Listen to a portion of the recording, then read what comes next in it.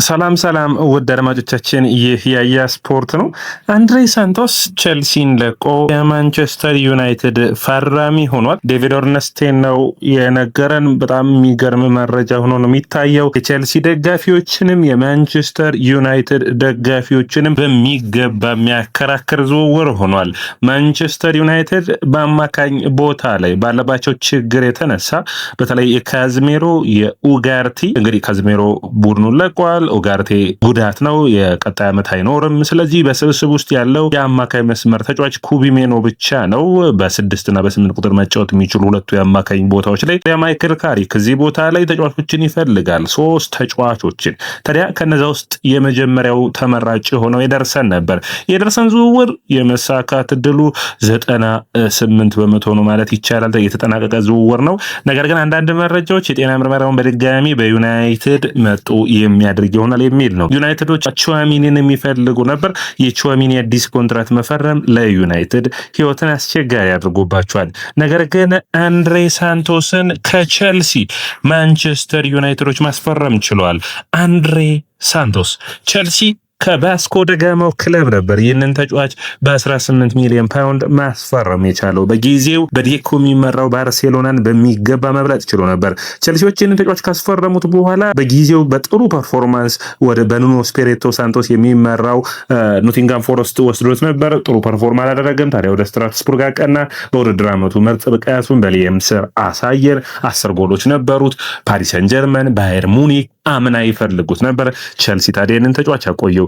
ከአንድ ዓመት በኋላ ማንቸስተር ዩናይትድ ያለፉትን ጊዜያቶች በሚገባ መልምለውታል ይህንን ተጫዋች። በመጨረሻ ግን ወደ ቼልሲ ሽያጮችን አድርገዋል። 48 ሚሊዮን ፓውንድ እየታየ የሚጨመር 2 ሚሊዮን ፓውንድ የሚያወጡ ይሆናል። ለዩናይትድ ባለፉት ጊዜያቶች ከቶናሊና እንዲሁም ደግሞ ከማቲያስ ፈርናንዴዝ ዝውውር የወጡት ዩናይትዶች ይህንን ዝውውር በትክክለኛ ዋጋ ማድረጋቸው ከዋጋው አንጻር ለዩናይትድ ልክ ነው ልንን እንችላለን። ከቼልሲ በኩል ይህንን ዝውውር ስናየው ግን ዳሪዮ ኢሱጎ፣ አንድሬ ሳንቶስ፣ ላቪያ እንዲሁም ደግሞ ካይሴዶ ላሉበት የአማካኝ መስመር በኔ እይታ ቼልሲ ትልቁን ሪስክ ወስዷል። ኢሱጎና እንዲሁም ደግሞ ላቪያን እንዴት ማመን ይቻላል? ሁለቱም በማሰናበት አንድሬ ሳንቶስን ማቆየት ውጤታማ አያደርግም ነበር ወይ? መታሰብ የሚጠበቅበት ነው። ማንቸስተር ዩናይትድ ግን በኔ እይታ በጣም ጥሩ ተጫዋችን አግኝቷታል። ለሰዎቹ ብራዚሎች በሚገባ ምርጥ ፐርፎርማንስ ያለው ነው። እንግዲህ አንድሬ ሳንቶስን ስናነሳ በውድድር ዓመቱ ጥሩ የመጨረሻ ጊዜን ያገኘ አይደለም። ለዩናይትድ በቀጥታ ሂዶ በአንዴ ምርጥ ቋሚው ባይሆንም ከተቀያሪ የተነሳ ጥሩ ፐርፎርማንሱን ያሳያል ብዬ አስባለሁ። 27 ጨዋታዎችን አድርጓል። ባለፈው ውድድር ዓመት በኤፍኤ ካፕ 5 ጨዋታዎችን አድርጓል። በቻምፒዮንስ ሊግ 6 ጨዋታዎችን ማድረግ የቻለ ነው። በሊግ ካፕ 5 ጨዋታዎችን አድርጓል። በአጠቃላይ 45 ጨዋታዎችን አድርጎ 3 ጎልና 4 አሲስቶችን ማከናወን የቻለ ነው። አንድሬ ሳንቶስ በፓስ አኪዩሬሲ ረገድ 90% የተሳካ ፓስ አኪዩሬሲ ነበረው። በጨዋታዎቹ 8 እድሎችን ፈጥሯል። አንዱ ትልቅ እድል የፈጠረበት ነው። ዱዋሎችን በማሸነፍ ጥሩ የሚባል ተፋላሚ ነው። አንድሬ ሳንቶስ የሚነሳበት የራሱ የሆነ ችግሮች ቢኖሩበትም ከፕሪሚየር ሊጉ አንጻር ጥሩ ፐርፎርማንስ ያለው ነው። ዲፌንሲቭ አክሽኑ ጥሩ የሚባል ነው። 37 ታክሎችን፣ ኢንተርሴፕሽኖችና 48 ሪከቨሪዎችን አድርጓል። 4 ቢጫ ካርድ ብቻ ነው ያየው። ጥንካሬዎቹ እንግዲህ አንድሬ ሳንቶስን ስናነሳ ፓስ አኪዩሬሲው ጥሩ የሚባል ነው። ጠንካራ የመከላከል ቅርጽን መስጠት የሚችል ነው። የአካል ብቃቱ ጥሩ ነው። የተለያዩ ቦታዎችን 6 እና 8 ቁጥርን መሸፈን መቻሉ ውጤታማ ያደርገዋል። እድሎችን መፍጠር፣ ጎሎችን ማስቆጠር ላይ በተለይ በሊየም ስር ያሳየውን ወጥነት በፕሪሚየር ሊጉ ማሳየት ተቸግሯል። በፕሪሚየር ሊጉ ምን ያክል ፈተና ይሆናል? ያንን በሚገባ መታየት የሚጠበቅበት ነው። እንግዲህ ቼልሲዎች ይህንን ተጫዋች የመለመሉት በተለይ ደግሞ በጣም የሚታወስ ነበር በቫስኮ ደጋማ በጣም ጥሩ ፐርፎርማንሱን በብራዚል ማለት ነው በ22 8 ጎሎችን አስቆጥሮ ካሳየ በኋላ ነው። እንግዲህ አንድሬ ሳንቶስ በስትራስቡርግ 10 ጎሎችን 4 አሲስቶችን ማድረግ የቻለበት ጥሩ ፐርፎርማንሱ እንደነበር የሚታወስ ነው። ታዲያ ቼልሲ አሁን በዝውውር መስኮቱ ላይ ገንዘብ ይፈልጋልና በቀጥታ ይህንን ተጫዋች መሸጥ ነው። እንግዲህ ቼልሲዎች ዝውውር ወሳኝና አሳሳቢ ሁኔታ የሚሆነው በኔ እይታ ባለፈው ዓመትም ሰሩት ብዬ ያነሳሁትን ስህተት አሁንም እየደገሙት ይመስለኛል። አምና ለምሳሌ ማድዌኬን አርሰናል ፈልጎ ሲመጣ ለአርሰናል ሽጦታል። ማድዌኬ ጥሩ ነው፣ ብቃት አለው፣ እንደዚህ ያለው የሚል አይደለም። ማድዌኬ በጊዜው ግን የእንግሊዝ ፕሪሚየር ሊግ በሚገባ ልምድ ያለው በቼልሲ ቤት ውስጥ እየተረጋጋ የመጣውን የተሻለ እየለመደ የመጣውን ተጫዋች ለተቃራኒ ቡድኖች ለተፎካካሪ መሸጣቸው ልክ ነበር ብዬ አላስብም። አርሰናል ቤት ሄዶ ያሳየውን ብቃት ወይም ሌሎቹን ማንሳት አይደለም፣ የቼልሲን የማጥቃት ችግሮች ግን ስታዩ በኔቶ ብቻ ነው ውድድር ዓመቱን የከፈው። ሳንቾን ሲለቁ ይህንን አንስተናል አይደለም። ከሳንቾ ጋር እንኳን ያልተስማሙበት ጉዳይ ብዙ ቢሆንም በአጠቃላይ ግን ዝውውርን በሚገባ መቋቋም ያስፈልጋል። አሁን ለምሳሌ አንዳንዴ ዝውውሮች አንተ የምትፈልገውን ብቻ አሸጥም። ቸልሲ በተከላካይ መስመሩ ላይ የሚፈልጋቸው ተጫዋቾች እነማን ናቸው ብላችሁ በምታዩበት ጊዜ ሁለት ተጫዋች ሶስት ተጫዋቾችን መጥራት የሚቻል ነው አይደለ? አንደኛ ለምሳሌ ባዲያሺል እና ዴሳሲን ማየት እንችላለን። ሁለቱም ያለፉትን ዓመታቶች ቡድኑን እንዲለቁ ይጠበቃል። ነገር ግን አሁንም በዚህ ዝውውር መስኮት ማን ነው እንዲሸጥ የሚፈልገው? ምንም ጥያቄ የለውም፣ ቻሎባ ነው በዝውውር መስኮቱ የሚፈልገው። አሁንም በአማካይ መስመሩ ላይ ማን ይፈልጋል የሚለው ነው ለቸልሲ አሳሳቢ። ዋጋው በጣም ትልቅ የዝውውር ቁማር ነው። ዩናይትዶች በጥሩ ዋጋ አግኝተውታል። ይህ ተጫዋች ገና 22 ዓመቱ ነው። ደርማቻችን በኔ እይታ ከነ ማቲያስ ፈርናንዴስ ከነ ስካት አንጻር በሰፊ ልዩነት የሚለያይ አይደለም። ሁሉም ምርጥ የሆነ የተለያየ ድክመትና የተለያየ ጥንካሬ ምርጥ ፐርፎርማንስ አላቸው። በሚቀጥሉት ዓመታቶች ውስጥ በሚገባ ማደግ የሚችል የእነዚህ ሁሉ ተጫዋቾች ፐርፎርማንስ ነው። ኢሱጎን በፕሪሚየር ሊግ አላየነውም። በላሊጋውም ችግር ነበረበት። በተጫወተበት በሊጉ ራሱ ችግር ነበረበት። መጀመሪያ ሩበን አሞሪም በውሰት ለምን ላኩት የሚል ጥያቄን ማንሳት የሚቻል ይመስለኛል። ላቪያን ስናወራ ላቪያ ጥሩ ፐርፎርማንስ ነው እያልን ማውራት እንችላለን። 90 ደቂቃ ግን አልጨረሰም። ይህ ትልቅ ጥያቄ ነው። ወደ ማንቸስተር ዩናይትድ እናምጣው። ዩናይትዶች አሁንም ቹዋሚኒን የኤደርሰንና የሳንቶስ ፊርማ ብቻ በቂ አይደለም። ሁለቱንም በጥሩ ዋጋ ነው ያገኟቸው ዩናይትዶች ኦልሞስት ወደ 90 ሚሊዮን ፓውንድ። በጣም እንግዲህ በጣም ጥሩ የሚባል ዋጋ ነው በዘመናዊ እግር ኳስ። ትክክለኛ ዩናይትድ ግን 6 ቁጥር እንደሚያስፈልገው ደግሞ መረሳት የለበትም። ያንን ቦታ መሸፈን ዩናይትድ ከቁጥር አንጻር የአማካይ መስመሩን ማጠናከር ይጠበቅባቸው ነበር። በሚገባ አከናውነውታል ብዬ አስባለሁ። እንግዲህ ይህ በሚገባ መታየት የሚጠበቅበት የዝውውር ጊዜ ይመስለኛል።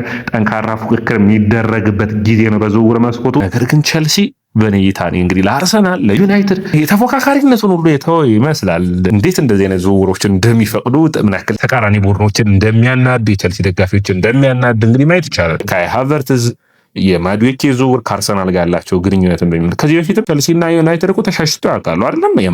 የማቲች ነገር ግን እነዚያ ተጫዋቾች የእድሜያቸው መጨረሻ ያሉ ነበሩ። አሁን እንደዚህ አይነት ገና የሆኑ ታዳጊዎች ላይ በዝውውር መስኮቱ መገበያየቱ ልክ ነው ወይ? እንግዲህ የቸልሲ ደጋፊዎች አስተያየታችሁን ስጡኝ። የማንቸስተር ዩናይትድ ደጋፊዎች ደግሞ ከ10 ስንት ትሰጡታላችሁ? የእናንተን አስተያየትም የምጠብቅ ነው የሚሆነው። ወደ ቀሩት ሌሎች ዜናዎች እና ቅና እንግዲህ ቹዋሚኒን ሀሳብ አንስተነዋል። ቹዋሚኒ እስከ 2030 እንደሚያቆይ አዲስ ኮንትራትን በማድሪድ ቤት ፈርሟል። ስለዚህ ቹዋሚኒ በዝውውር መስኮቱ ላይ የሚገኝ ተጫዋች አይደለም ማለት ይቻላል። ከአማካይ መስመሩ ላይ እንግዲህ በብዙ ቡድኖች ሲፈለግ የነበረው ቸልሲንም ጨምሮ ብዙዎቹ ቡድኖች የሚፈልጉት የነበረው የስፖርቲንግ ሊዝበኑ የአማካይ መስመሩ ሞርተን ሂውምላንድ አትሌቲኮ ማድሪድ ተቀላቅሏል። ቸልሲ አምና ያስፈረመውን ተጫዋች አሁን በይፋ የቸልሲ ተጫዋች ሆኗል። ጆቫኒ ኩንዳ ይባላል። ማንቸስተር ዩናይትድ በጥብቅ ሲፈልገው በሩበን አሞሪም ስር የነበረ ነው። አሁን ግን ጆቫኒ ኩንዳ የ19 ዓመቱ የመስመር ተጫዋች የቸልሲ ተጫዋች በይፋ ሆኗል። 19 ዓመቱ ላይ ይገኛል። የአካል ብቃቱ የግራውን መስመር የቀኝ መስመሩን በሚገባ መጫወት የሚችል ነው። ጥሩ ፐርፎርማንስ ያለው ተመላላሹን በሚገባ መሸፈን የሚችል ነው። ቸልሲ ተጫዋቹን 52 ሚሊዮን ዩሮ አውጥቶ ነበር ያስፈረሙ። ጥሩ የሚባል ብቃት ያለው ተጫዋች ነው። አሁንም ቢሆን ግን ልምድ ነው ይህ እንደዚህ አይነት ተጫዋቾች የሚጎላቸው። ስቴፋዮ አለ እዚህ ቡድን ውስጥ። ጆቫኒ ኩንዳ ሌላኛው ታዳጊ ነው የሚሆነው። ልምድ በሚገባ የሚያስፈልግ ይመስለኛል። በ25 26 የውድድር ዓመት ላይ ጆቫኒ ኩንዳን በምናይበት ጊዜ 26 ጨዋታዎችን ብቻ ነው ማድረግ የቻለው። 4 ጎልና 7 አሲስቶችን በጉዳት የተቸገረበት የውድድር ዓመት እንደነበር ይታወቃል። አሲስትና ጎል ግን በጥሩ የውድድር ዓመት ነው። 0.77 ነው በ90 ደቂቃ ውስጥ። ፓስ አኪዩሬሲ 79% ነው። ሹት አኪዩሬሲ 46% ነው። ጥሩ የሚባል ነው። ድሪብል የማድረግና ሰክሰስ ሬቱ 43% ነው። ጆቫኒ ኩንዳ እድሎችን በመፍጠር ከዛ ውጭ በኔ እይታ ለፕሪሚየር ሊጉ ከስቴፋዮ አንጻር በጣም የተሻለው ተጫዋች ነው። በአካል ብቃቱ ለፕሪሚየር ሊጉ ዝግጁ ነው። ፈጣን ነው። ጉልበት አለው። መጋፋት የሚችል ነው። በጣም በዛ ነገር ከዛ ውጭ ደግሞ ያጮት ሂደቱ ደግሞ ሊጠቅመው ይችላል ብዬ አስባለሁ። በ3-4-3 ውስጥ ነው ምርጥ ፐርፎርማንሱን ያየነው። ስለዚህ ቸልሲዎች ይህንን ተጫዋች በሚገባ ይጠቀሙታል ብዬ አስባለሁ። እድሎችን በመፍጠር ካየነው በጥሩ ሁኔታ በጥሩ ፐርፎርማንስ እድሎችን መፍጠር ጎሎችን ማስቆጠር የሚችል ነው። ቦል ፕሮግሬሽኑ በጣም የሚባል ጥሩ የሚባል ነው። ኳሶችን በሚገባ መጠቀም የሚችል ነው።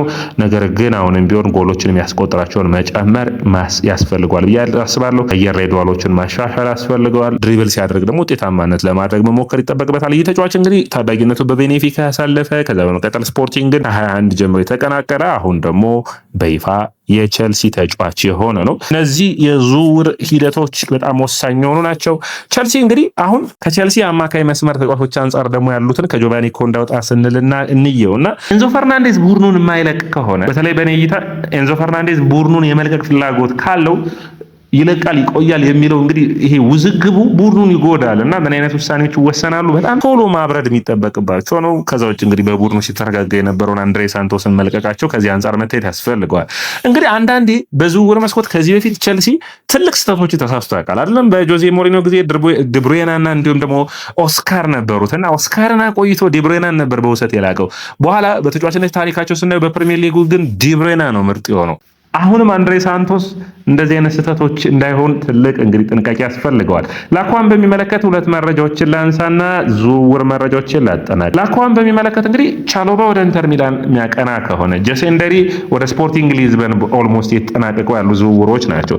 ታዲያ እዚሁ በተመሳሳይ መረጃ ማንሳት የሚጠበቅብን ክሪስታል ፓላሶች ከኦስካር ሚንጉዌዛ ጋር ተስማምተዋል። ኦስካር ሚንጉዌዛ የሴልታ ቪጎ የመስመር ተጫዋች የፓላስ ተጫዋች ሆኖ እንግዲህ የምናየው ይሆናል። ታዲያ ለቸልሲ ደግሞ ላኳን በሚመለከት ይህንን የዝውውር መስኮት ክፍት የሚያደርግላቸው ይሆናል። ተጠባቂ የሚሆን ነው ብዬ አስባለሁ። ወደ አድማጮቻችን ይህ ያያ ስፖርት ነው። ያያ ስፖርት ላይክ፣ ሼር፣ ኮሜንት፣ ሰብስክራይብ ማድረጋችሁን አትርሱ።